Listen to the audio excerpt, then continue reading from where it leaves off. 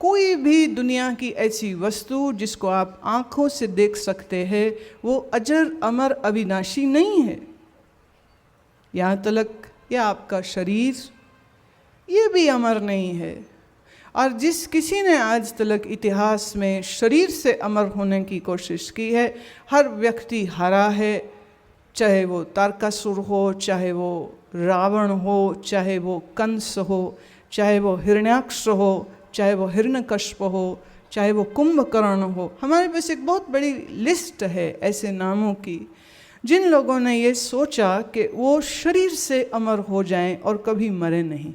ऐसा नहीं हो पाया। हिरण्याक्ष हिरण्यकश्यप ने तो तपस्या करके ब्रह्मा से वरदान ले रखा था। तपस्या करके रावण ने भी वरदान ले रखे थे। बड़ी शक्तियां थी इनके पास, ये कोई मामूली इंसान नहीं थे, ये बहुत शक्तियां थी।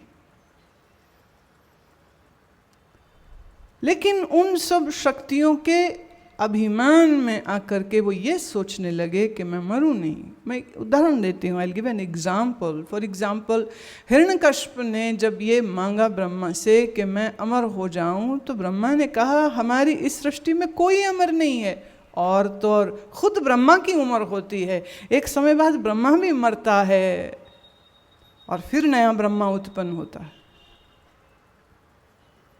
पद्म पुराण, विष्णु पुराण, इन सब पुराणों में ब्रह्मा की आयु कैलकुलेशन करके दी गई कि वो कितने कितने युग बीत जाएंगे तो फिर ब्रह्मा समाप्त होता है और नया ब्रह्मा बनता है। केते ब्रह्मे विष्णु महेश, जपजी साहब में गुरु नानक देव बोलते हैं, कितने ही ब्रह्मा हो चुके हैं, कितने विष्णु हो चुके, कितने ही महेश हो चुके हैं। और मजे की बात यह है, जिनको हम ब्रह्मा विष्णु महेश कहते हैं, ये तीनों देव ये बात जानते हैं।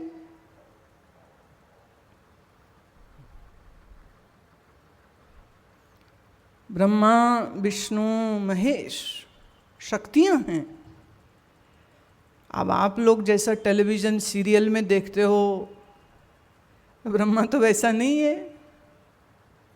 अब एक चीज़ को समझाने के लिए डायरेक्टर किसी माध्यम का तो इस्तेमाल करेगा। जिस शक्ति से सृजन होता है, सृजन माने क्रिएशन, पंजाबी में जिसे हम कहेंगे सिर्जना, जिससे सिर्जना होती है उसी को कहते हैं ब्रह्मा। जिस शक्ति से पालना होती है उसी शक्ति को हम विष्णु कहते हैं।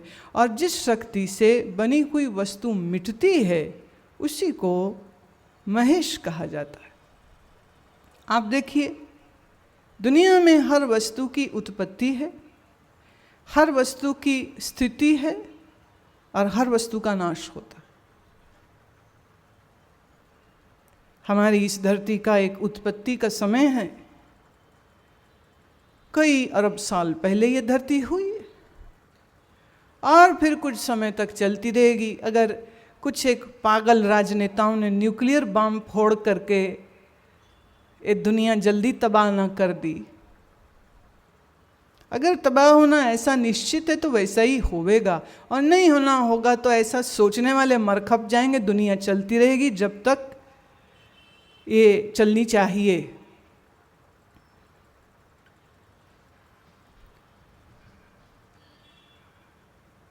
ब्रह्मा कहते हैं कि जिस सृष्टि को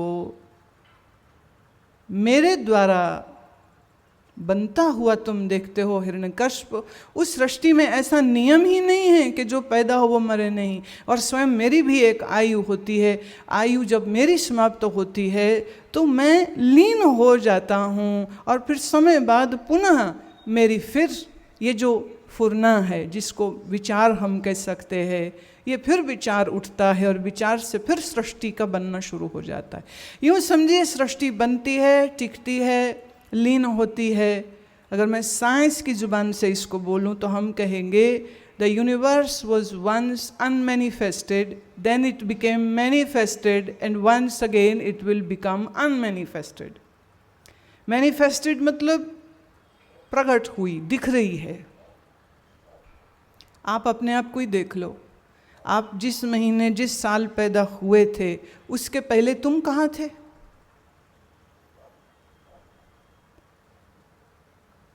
जिस साल, जिस महीने, जिस दिन आप पैदा हुए थे उसके पहले आप अनमैनिफेस्टेड फॉर्म में थे, माने जो दिखाई नहीं देता है।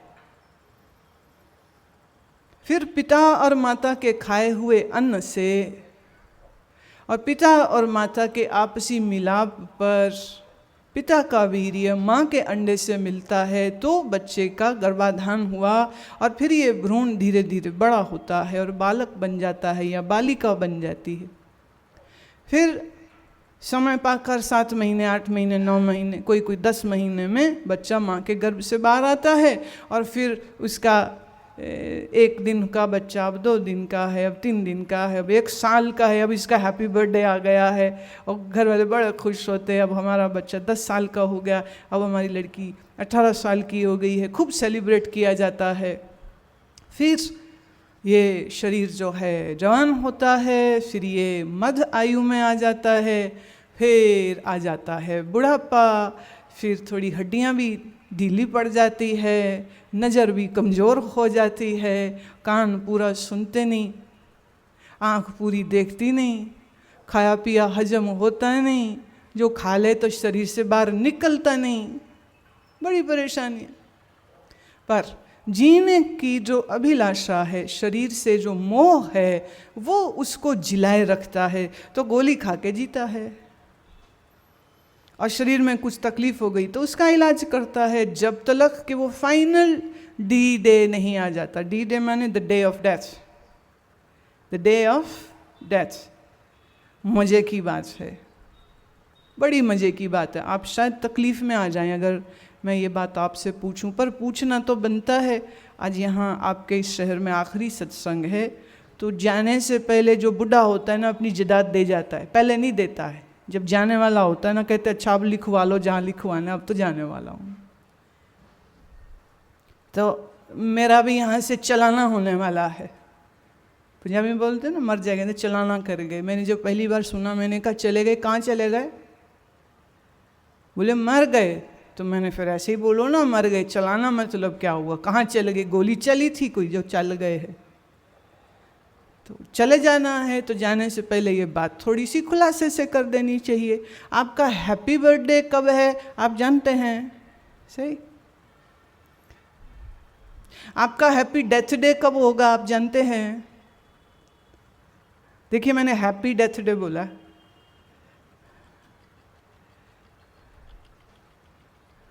मैंने दुख वाला डेथ डे नहीं बोला, मैंने हैप्पी डेथ डे बोला। है ना अजीब बात। आप जब कहीं से कोई मकान, कोई दुकान, कोई फैक्ट्री किराए पर लेते हो तो लीज बनती है कि 10 साल के लिए, 20 साल के लिए, 5 साल के लिए, 4 साल के लिए ये आपको जगह मिलती है। पूछो ना किसी किराएदार से जो रेंटेड रहता है, किराया दे के रहता है, तो उनको बड़ा दुख होता है, जी हमें तो 2 ही साल के लिए मिली, 2 साल बाद तो खाली करना पड़ेगा या 10 साल बाद खाली करना पड़ेगा और किराया भी भरना पड़ता है। ये शरीर जो आपको मिला है ये भी किराए पे ही मिला है, ये आपकी पक्की मलकियत नहीं है तो मुझे दिखाओ कोई कागज़ पत्तर, कोई रजिस्ट्री जिसमें ये लिखा हो कि this body belongs to so and so. है कहीं कोई डीड बनी है, कोई रजिस्ट्री है, कोई कागज़ पत्तर है कोई तुम्हारे पास? नंबर 1 ये शरीर रेंटेड है, किराए का है। किराया भी देते हो, तुम्हें पता नहीं है, ऑटोमेटिकली कट हो जाता है। कौन सा किराया? तुम्हारे श्वासों का किराया। जितने श्वास भरते हो तुम, ये श्वास किराया है। और एक दिन जब किराया देने को श्वास नहीं बचते हैं उस दिन शरीर खत्म हो जाता है। पर तुम ऐसे ढीठ किराएदार हो जो ये सोच के बैठे हैं कि मालिक की प्रॉपर्टी को घप कर जाएंगे। नहीं कर सकते, नहीं कर सकोगे, नॉट पॉसिबल।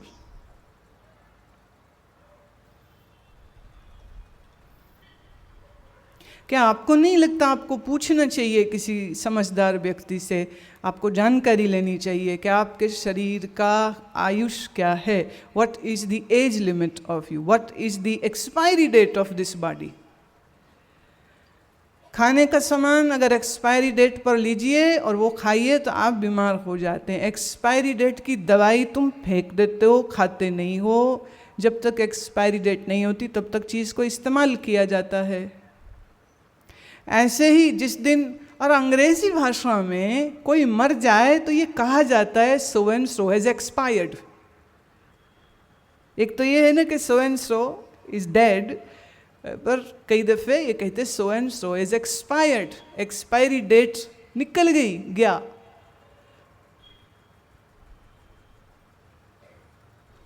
लोग पंडितों ज्योतिषियों के पास ये तो पूछने जाते दुकान कब खुलेगी, शादी कब होगी, नौकरी कब लगेगी, बच्चा कब होगा। कोई नहीं जाता ये पूछने, पंडित जी जरा देख के बताओ मैं जीऊँगा कितना। अभी मैं आज एक लड़की को मिली, उसके पति की एक एक्सीडेंट में मौत हो गई। अब ना मरने वाले को पता था कि वो रोड पे जा रहा है मरने के लिए, ना पत्नी को पता था कि ये जा रहा है तो वापस नहीं आएगा, ना उसकी बच्ची को पता है कि पापा वापस आएंगे नहीं कभी घर में, लाश ही आएगी वापस। और जब ऐसी कुछ दुर्घटना होती है तो सब लोग बड़े सहम जाते, सब लोग बड़े डर जाते हैं। और कोई जवान होवे बच्चा, कोई जवान होवे लड़की जो मर जाए तो बड़ा ही दुख मनाते। कोई बुढ़ा मर जाए ना कहते खा पी के मरिया कोई गल नहीं। क्यों? बुढ़े को जान प्यारी नहीं थी।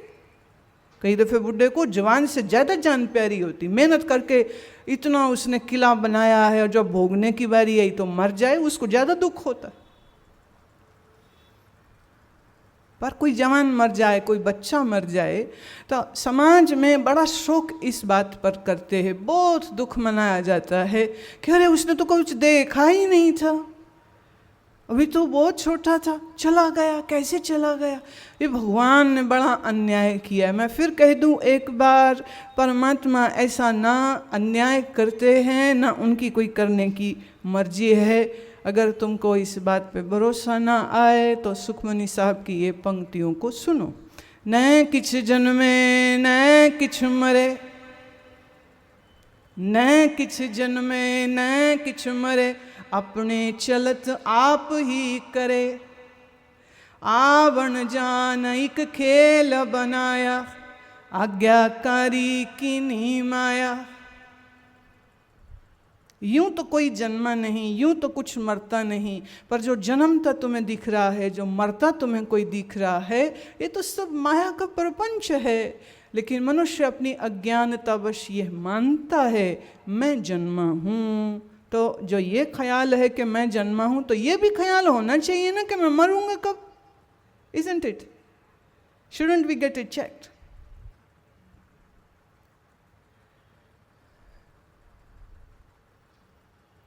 मैं इसलिए ये आज बात उठा रही हूँ क्योंकि हमको कभी ये विचार नहीं आता है कि हमने भी एक दिन जाना है।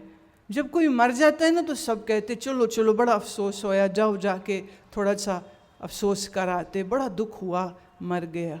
अच्छा, अफसोस करने वाले एक दिन तू भी मरेगा, ये ख्याल नहीं आता है। कई बार लाश पर बेटे लड़ रहे होते, बहुएं लड़ रही होती, जमीन जायदाद के लिए लड़ रहे होते, वो देख नहीं रहे सामने लाश पड़ी है, वो खाली हाथ जा रहा है। जब वो मरा तो हमारे जिंदगी का क्या गारंटी है, फिर भी मूड है, फिर भी लड़ता है।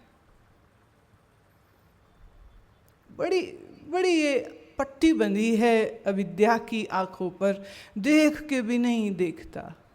जो छड़ना सो थिर कर माने, जो होवन सो दूर पराने। छोड़ जाए तिसका श्रम करे, संग सहाई तिस पर हरे। दिखाई भी नहीं देता है इसको। मैंने जब सुखमनी साहब की व्याख्या करी थी, मैं बता नहीं सकती हूँ कि इतना रस आ रहा था। एक एक पंक्ति जैसे पता नहीं कितने अमृतमयी शहद में डुबो डुबो के गुरुदेव ने लिखी। हम तो रस पी पी के माने तृप्ति नहीं होती थी। और बाद में जब ये लोग उसका एक सेट लगे तैयार करने, तो मुझे कहते हैं 75 घंटे ऑलमोस्ट, कह रहे आप बोल गए। मैं लोग तो 40 मिनट में पाठ पूरा कर लेते हैं।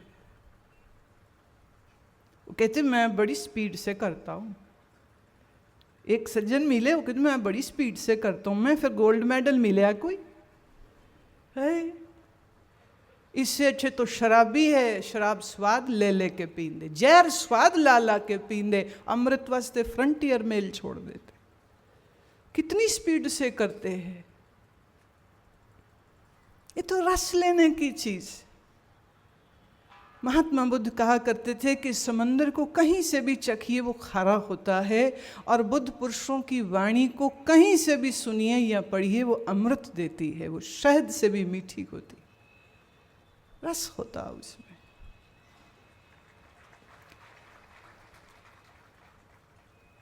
या तो ये है कि हम शायद अमृत के रसिए हैं, तो अमृत ढूंढते रहते हैं, अमृत मिल जाए तो बस पीते रहते हैं। और मुझे कभी समझ नहीं आई जब लोग ये कहते हैं कि मैं तो जी 1.25 घंटे में गीता का पाठ कर लेता हूँ। अच्छा, ये तो पाठ करने की चीज़ ही नहीं है, ये तो समझने की चीज़ है। समझने पर जोर नहीं लगाते, समझने पर जोर लगाते हैं अपनी दुकान पे प्रॉफिट ज़्यादा कैसे कमाए, भाई का हिस्सा कैसे खा जाए, बाप को बेवकूफ़ बना के फर्जी कागज़ों पे साइन कैसे करवा ले, वकील को ख़रीद के अपने नाम पे रजिस्ट्री जल्दी कैसे करवा ले, बहनों का हक कैसे खा ले, इसमें बड़ा दिमाग लगाते हैं। लेकिन इसमें जरा भी चिंतन, जरा भी मनन नहीं होता है। काश तुम समझ पाते, जो कार छड़ गवावना सो लगा मन माहे, जिथे जाए तुद बैसना तिसकी चिंता न है।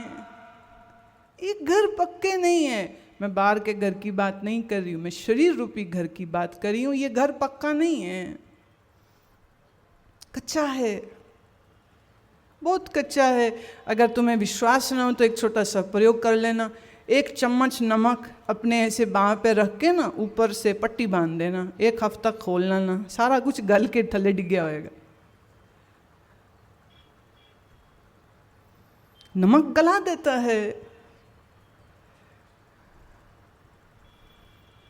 ये अन्नमयी कोश, ये अन्न से बना हुआ शरीर हमको बहुत टेम्परेरी, थोड़े वक्त के लिए मिला है। और इस थोड़े वक्त में मिले हुए शरीर से करना क्या है? करना ये है कि इस शरीर में जो अजन्मा अविनाशी सत्य स्वरूप है उसको पहचान लेना। अगर उसको पहचान लिया तो तुम अजर अमर अविनाशी हो जाओगे। शरीर नहीं है, शरीर तो गया, राम गयो रावण गयो जाको वो परिवार सब गए, पीर पैगंबर औलिया सब गए, गुरु महात्मा क्या तीर्थंकर महावीर, क्या बुद्ध, क्या जीसस, सब गए। क्या मोहम्मद साहब गए,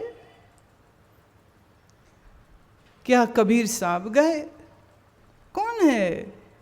हम लोगों के पास भी एवरेज अगर मैं गिनूं तो मैंने कहा ही था कि एवरेज जो उम्र है वो लगभग 67 ईयर्स की, 66 या 67 की पुरुषों की है, और स्त्रियों की जो है वो कहते लगभग 69 है। औरतें ज़्यादा जीती हैं, बंदे जल्दी कम हो जाता उन्होंने। क्यों? गुस्सा बड़ा खाते हैं, बहुत गुस्सा खाते हैं। घर में बच्चों पे गुस्सा खाते हैं, बीवी पे गुस्सा खाते हैं, ऑफिस में जाके कर्मचारियों पे गुस्सा खाते हैं, गाली निकलती रहती, क्रोध में उबलते रहते। ये जितना पारा अंदर चढ़ता जाना ना, इस करके हार्ट छेती फेल हो जाना। तो यहाँ जितने पुरुष बैठे, मैं सबके लिए ये बात कह रही हूँ, आपकी जो एवरेज लाइफ स्पैन है ना वो वैसे भी औरतों से कम होती है। इसलिए आपको ये ज़्यादा ख्याल रखना चाहिए कि उबले मत करो, क्रोध में उबलना मत करो।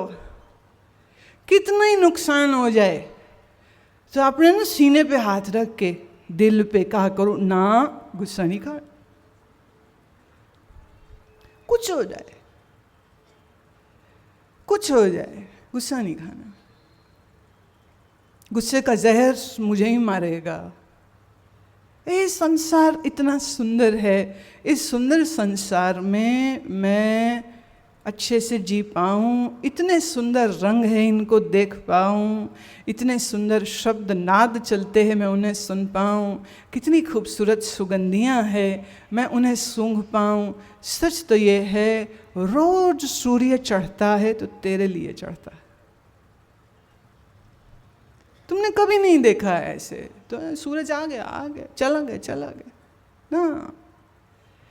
तुम परमात्मा के बच्चे हो, परमात्मा अपने लाल गोपाल के लिए सारी सृष्टि चला रहा है, तो सूर्य तुम्हारे लिए उगता है, रात तारे तुम्हारे लिए आते हैं।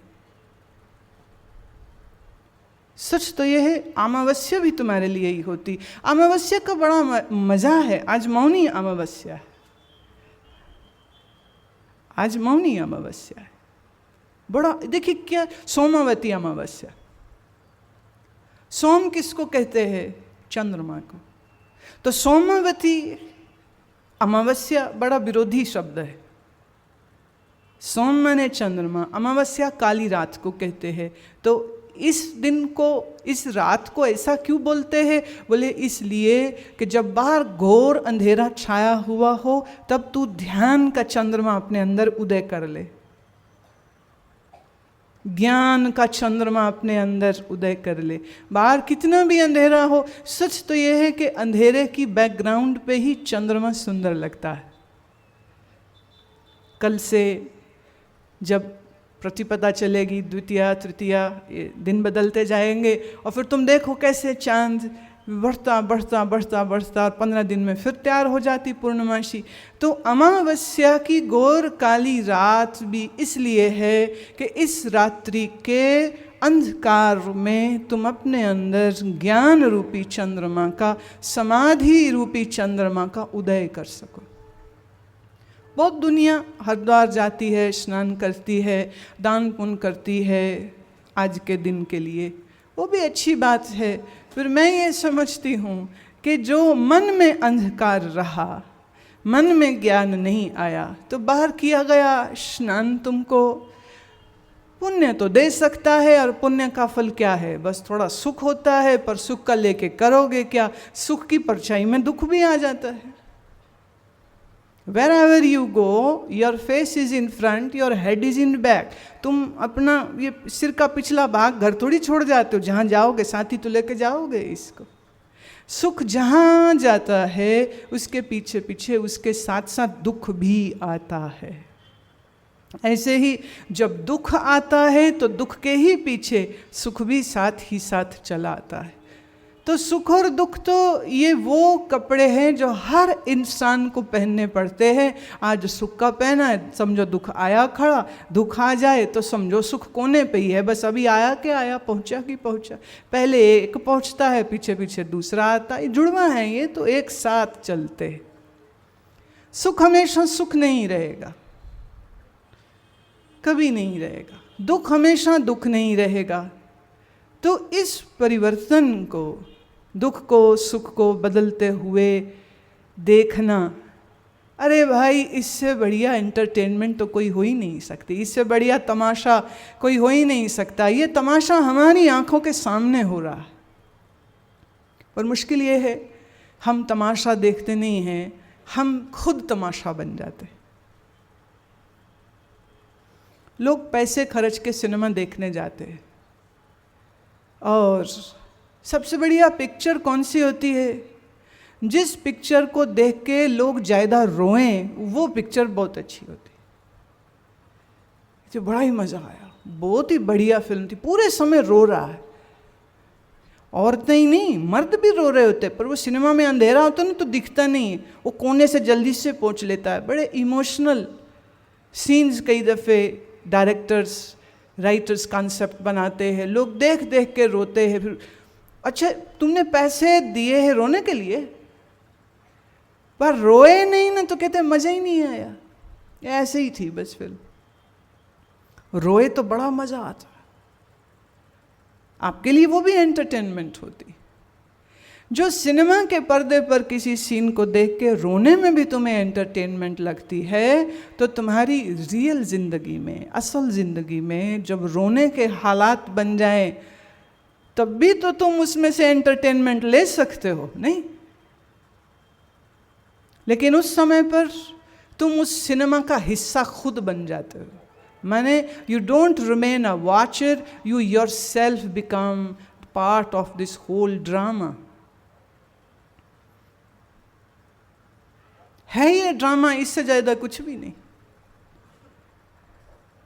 तुम कितना ही सच मान लो संसार को, संसार सच नहीं है।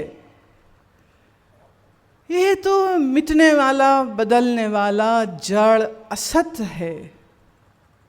और इस असत, इस जड़, इस मरने मिटने वाले शरीर के अंदर कोई है जो कभी मरता नहीं। उसको जानो, उसको पहचानो।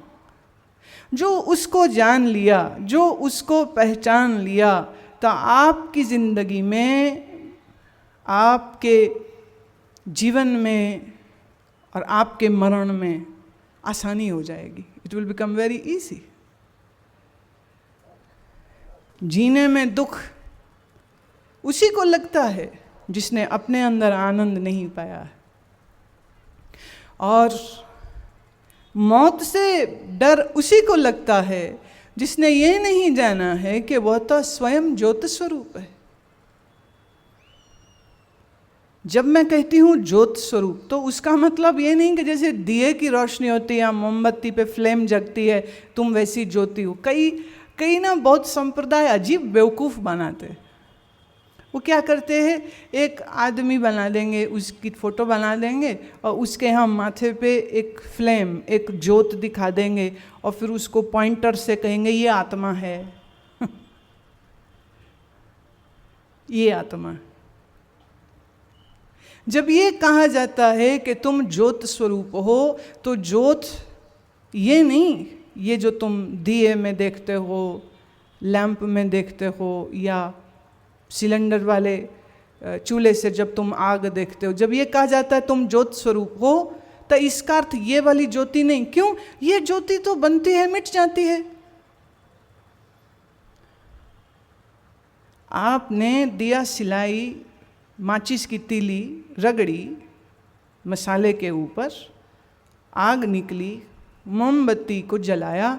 अब ये अग्नि कब तक चलेगी? जब तक मोमबत्ती है, जब तक वो धागा है।